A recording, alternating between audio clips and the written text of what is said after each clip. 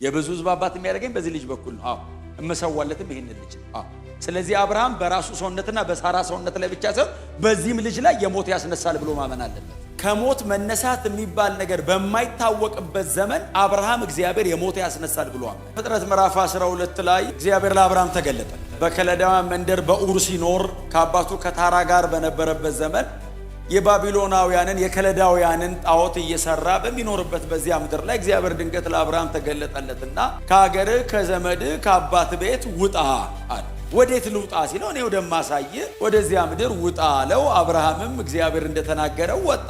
አሁን እግዚአብሔር ተገለጠለት ይልና ውጣ አለው። አብርሃምም ተነስቶ ወጣ ይላል። አሁን እኛ በእውነት እግዚአብሔር ተነስና ውጣ ሲለን ለመውጣት ምን ያህል ማረጋገጫ እንደምንፈልግ ምን ያህል የነቢያት ብዙ ማረጋገጫ እንደምንጠይቅ በጣም የታወቀ ነው። አብርሃምን ግን እግዚአብሔር ብቅ አለ ተገለጠለትና አብርሃም አለው። አቤት አለው። እኔ ወደማሳየን ያለው ደግሞ ወደምታውቀውም አይደለም ያለው እና ተነስቶ ወጣ ይላል። ደግሞ ሲወጣም የእምነት መንገድ በጣም ሪስኩ ብዙ ነው። እግዚአብሔር ሰርፕራይዝ ያረጋቸዋል እንጂ መንገዱ ግን በጣም በገመድ ላይ በቀጭን ገመድ ላይ በገደል መካከል እንደሚሄድ ያክል በጣም ፈታኝ ነው የእምነት መንገድ። ግን የእምነት መንገድ ሰርፕራይዝ አድራጊው እግዚአብሔር ነው። በዚያ መንገድ ላይ ላለው ነገር በሙሉ ኃላፊነት የሚወስደው እግዚአብሔር ነው እና አብርሃም ተነስቶ ወጣ። እግዚአብሔርን ብቻ አምኖ ወደማያቀው እግዚአብሔር እኔ ያቀዋለሁ ወዳለው እኔ ወደማሳይህ ወዳለው ወደዚያ ምድር አባታችን አብርሃም ተነስቶ ወጣ። ጉዞ ጀመረ እና እግዚአብሔር ለአብርሃም እኔ ወደማሳይ ምድር ውጣ ሲለው ልክ አብርሃምን ሲያስወጣው መጀመሪያ ከገባለት የተስፋ ቃሎች መካከል 7ቱ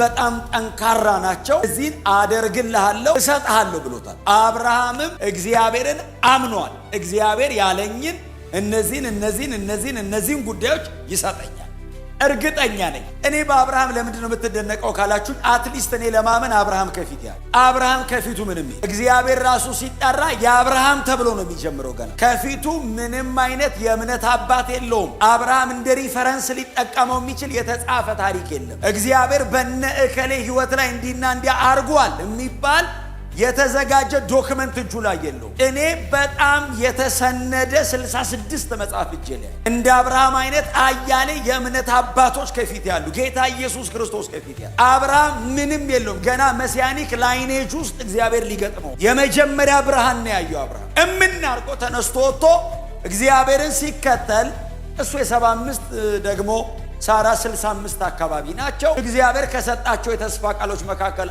አንዱ ልጅ እሰጥሃለሁ ህዝብ አረጋለሁ እና ህዝብ አረጋለሁ አለውና የብዙ ህዝቦች ደግሞ አባት ትሆናለህ። you are the father of many nations። አሁን እኛን ጨምሮ ማለት የአንድ እስራኤል የሚባል ህዝብ ብቻ ሳይሆን የብዙ ህዝቦች ሁሉ አባት ሲለው ይህንንም ጭምር ነው ያመነው። 6ቱ ችግር የለውም ያለ ቅድመ ሁኔታ መሆን ይችላሉ። ይሄኛው ግን ቀድሞ መሆን አለበት። ይሄኛው እግዚአብሔር ሌሎቹን በሙሉ ከፊት አድርጎ ይሄን ወደ ኋላ ወሰደ። ቶሎ መሆን የነበረበትን ጉዳይ እግዚአብሔር ወደ ኋላ አድርጎት በማንኛውም ጊዜ መሆን የሚችሉትን ነገሮች ወደፊት አመጣቸው። ስምን ገናና አረጋለሁ መቼም መሆን ይችላል። በተለያየ ነገር እባርካለሁ መቼም መሆን ይችላል። ልጅ እሰጥሃለሁ ግን ወደፊት መምጣት አለ።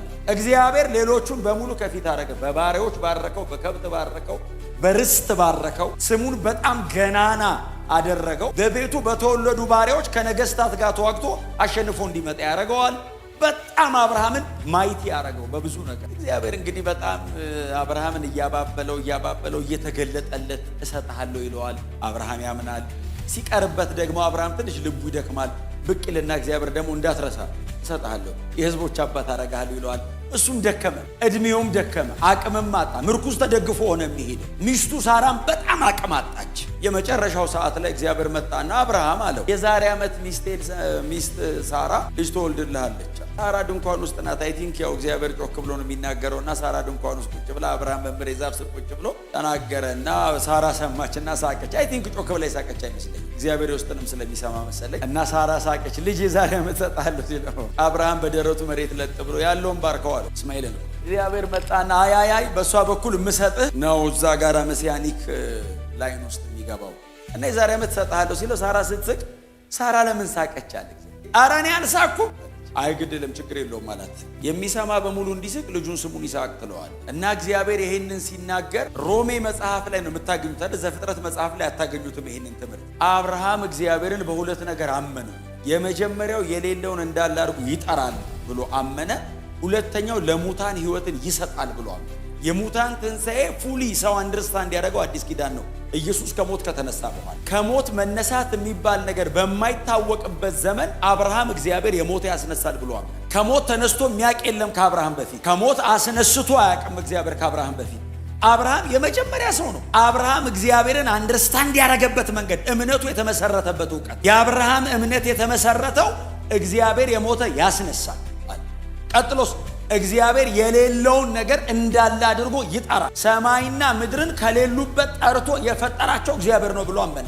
ስለዚህ እግዚአብሔር የዛሬ ዓመት ይስሐቅ ይወለዳል ሲለው የለም፣ አዎ እግዚአብሔር ይጠራዋል። የሌለውን የለም፣ በፍጹም ሊሆን አይችልም፣ የለም፣ አዎ እንዳለ አድርጎ ይጠራዋል። እኛ ቤት ይስሐቅ በጣም ረጅም ዘመን ተሞክሮ ተፈልጎ የለም፣ እግዚአብሔር መጥቶ የዛሬ ዓመት ብሏል። አዎ እግዚአብሔር ጠርቶት ሄደ። ይስሐቅ በዓመቱ እየሳቀ መጣ። አሁን ይሄንን እናንተ ይኸውላችሁ፣ እኔ የእግዚአብሔርን ቃል በቁም የሚያምን አይነት ሰው ነኝ። ሊትራል በሆነ መንገድ ነው የማምነው፣ በቁሙ ነው የማምነው። የሌለ እንዳለ አድርጎ ይጠራል ሲባል ለመተርጎም አልሞክርም። የሌለ እንዳለ አድርጎ ይጠራል ብዬ ነው የማምነው። ቀጥታ የለም፣ አዎ እግዚአብሔር ና ይለዋል፣ አዎ ይመጣል። በዚህ መንገድ ነው ያመኑት፣ በዚህ መንገድ ነው የሆነው። ምንድነው እያለ ያለው መሰላችሁ? እኔና ሳራ ከሞተ ሰው ባንሻልም ግን አልሞትም። አብርሃም ያመነው ግን ሊሞት ጫፍ ላይ በደረሰ አይነት ሰው ተአምር ሰርቶ ልጅ ያመጣል አይደለም ትርጉሙ። ለሙታን ሕይወትን ይሰጣል ማለት ተገንዞ መቃብር የገባውን ነገር አውጥቶ እግዚአብሔር ታሪክ ይቀጥላል ማለት። የአብርሃምን እምነት ጳውሎስ ዲፋይን ሲያደርገው አብርሃምን እያገዘው አይደለም። የአብርሃምን እምነት አብርሃም ባመነበት መጠን ነው ጳውሎስ ያብራራው፣ ጨምሮ አላብራራውም። አብርሃም ያመነው ግን በዚህ ልክ ነው። ምንድነው አብርሃም ያመነው? ኔክሮስ ብሎ ጳውሎስ የተጠቀመው ቃል የሞተ ሰው ተገንዞ መቃብር ከገባ በኋላ እግዚአብሔር የሞተውን ሰው ከመቃብር አውጥቶ እንደገና ታሪክ ይቀጥላል ማለት ነው። አሁን እኔ አለው፣ አዎ ተገንዤ መቃብር በገባ እንኳን እግዚአብሔር እኔና ሳራን ከመቃብር አውጥቶ ልጅ ይሰጣል። አሁን እንደዚህ ቆመን ብቻ አይደለም። አዎ በዚህ መጠን እግዚአብሔር የታመነ ይበል እንጂ ይናገር እንጂ እንዲህ ቆመን ተገንዤ ብገባ መቃብር ውስጥ አውጥቶኝ አስነስቶኝ እንደገና ሕይወት ቀጥሎ ያለውን ያደርጋል። እምነታችን የሚመሰረተው ታማኝነቱ ላይ። ከዛ መጽሐፍ ሲናገር እንግዲህ በዚህ መጠን ያመነውን አብርሃምን እግዚአብሔር ችላ ሊለው አይችል እና እግዚአብሔር እንደተናገረ ሳራ ጸነሰች። ከዛ ያው ተወለደ። ያው በጣም ዝነኛ ታሪክ ስለሆነ ነው አሁን እሱ ላይ ብዙም አልቆየው ተወለደ ልጁ። ከዛ ለአብርሃም በነገረው አለች አይደል? ሳራ በዚህ እድሜዋ ጡት እያጠባች እንደሆነ አንዳንድ ጉዳይ እኮ መጽሐፍ ቅዱስ ላይ መሆኑ ነው። ጥሩ ዘንድሮ ቢሆን አስቡት፣ ዜናውን ራሱ አንችለው፣ የማይዘግበው የዜና አውታር የለም። ይሄ ጉዳይ ተከናወነ። ይስሐቅም እና አብርሃም ቤት አደገ። አደገ 14 ዓመት አካባቢ ሆኖ መሰለኝ። አደግ ሲል እግዚአብሔር መጣና አብርሃም አለው። አቤት አለ። አንድ ልጅህን ይስሐቅን ሰዋልኝ። እግዚአብሔር ይህንን በቃል ኪዳን የሰጠኝ ልጄን አንድ ልጄን ሰዋልኝ። በእውነት ምንድን ነው የምትሉት? አሁን እናንተ እንደዚህ አይነት ድምፅ ቢመጣ የተቃውሞ ጸሎት አጸልዩ። እግዚአብሔር የሰጠኝን ነገር እንደገና ከእጄ ላይ ሊወስድ እግዚአብሔር ራሱ ነው። ያ ምንም በሌለበት ምድረ በዳ እንደዚህ አረጋለሁ ብሎ ያደረገ የታመነ አምላክ በመጨረሻዋ በተቆረጠችው ሰዓት ላይ ልጅ የሰጠ እግዚአብሔር መጣና ይህን ልጅን ደግሞ ሰዋዋል።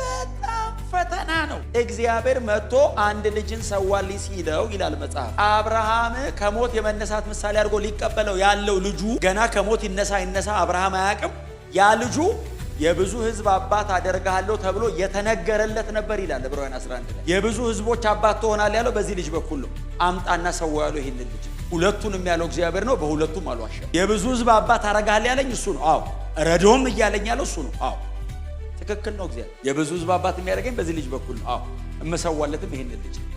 ስለዚህ አብርሃም በራሱ ሰውነትና በሳራ ሰውነት ላይ ብቻ ሳይሆን በዚህም ልጅ ላይ የሞት ያስነሳል ብሎ ማመን አለበት። ደርቦ ማመን አለበት። በዚህም ልጅ ላይ ራሱና ሳራን አይቶ የሞት ያስነሳል አለ። አልሞትንም ግን አሁን ግን የምር ይሄን ልጅ ገለዋለሁ፣ የምር ይነሳል። አሁን የሞት ያስነሳል የሚለውን ፕራክቲካሊ በዚህ ልጅ አምነዋል። ለማንም ሰው ሳይነገር ልጁን ይስሐቅን ያዘ፣ ሎሌዎቹን ያዘ፣ እንጨት አህያ ላይ ጫነ፣ ወደ አሳየው ወደ ሞሪያ ምድር ወዳለው ተራራ እስኪደርስ 3 ቀን ተጓዘ። እግዚአብሔር ወደ አመለከተው ቦታ ደረሰ የሚል ቃል አለ። አያውቀውም እኮ ግን በቃ አሳይቶታል። በጣም እኮ ሰዎች እኮ በመንፈስ እኮ የሚመሩ። ሲደርስ ሎሌዎቹ ስለማይሉ አሁን ሊሰዋ ቢል አስበዋል። ሎሌዎቹ አባታችን አብርሃም የእድሜ ጉዳይ ነው በፍጹም ይሄ ሰው የደሞ ይህን ልጅ አርዶ ሳራ ሰው አትሆንም ብለው ያስቆሙታል። ስለዚህ እናንተ እዚህ ቆዩ አላቸው ከአህዮቹ ጋር። እናንተ እዚህ ቆዩ፣ እኔና ልጄ ሰግደን ሰውተን ካለማ ምንድን ነው የሚሰዋው ነው። ሰግደን እንመጣለን። ይኸውላችሁ ማን ነው የሚሰዋው? አሁን ኢንተርቼንጀብል ነው ቃላቶቹ። ሰውተን የሚልም ትርጉም አለ። አሁን ሰውተን እንመጣለን ሲል አሁን ለይስሐቅ ለሎሌዎቹ ማን ነው የሚሰዋው? ይስሐቅ እኮ አይደል? ለአብርሃም እኮ ነው። አሁን እኮ ለአብርሃም ማንም ይስሐቅም አያውቅም። ግን አሁን ሰውተን እንመጣለን ሲል አብርሃም አሁን ማን ነው እንሰዋለን ሲል የሚሰዋው? ይስሐቅን ነው። እንመጣለን የሚለው ከማን ጋር? ከይስሐቅ። የሚሰዋውም ይሄ ነው። አብሬው የምመጣውም ከዚሁ ጋር። አሁን ይዤው ሲሄድ ነው የምታዩኝ። ይዤ ሄጄ የምሰዋው ማን ነው? ይሄንኑ ነው። ስመጣ ስምመጣው ብቻዬን አልመጣም። ከዚህ ጋር ነው አብረን ነው የምንመጣው። ለሙታን ሕይወትን ይሰጣል። የተደራጀ ስነ መለኮት እጁ ላይ ሳይኖረው የሚያምነውን እምነት ነው። ኮንቪክሽኑ ነው። ምን አይነት አቋም ነው? ምን አይነት መረዳት ነው? ይሞትለታል እግዚአብሔር። ልጅን አምጣ ካለው ሕይወቱን አይከለክለውም ማለት ነው። ይስሐቅን ለመሰዋት አብርሃም ሬዲ ከሆነ ራሱን ለመሰዋት አይቸገርም። ምክንያቱም ልጅ ይበልጣል።